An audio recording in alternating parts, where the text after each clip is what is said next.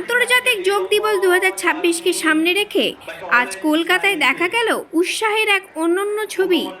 আয়োজিত হলো বিশেষ কর্মসূচি দৌড় সে ধ্যান, যেখানে বিপুল সংখ্যক মানুষ অংশ নেন।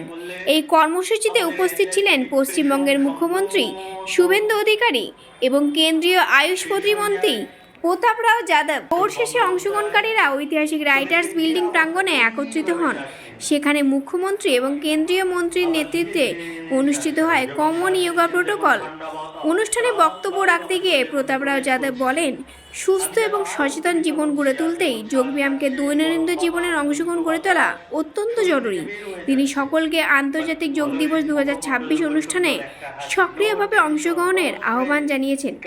স্বাস্থ্য, সুস্থতা এবং মানসিক প্রশান্তির বার্তা ছড়িয়ে দিয়ে কলকাতার এই কর্মসূচি আন্তর্জাতিক যোগ দিবসের প্রস্তুতিতে নতুন মাত্রা যোগ করল।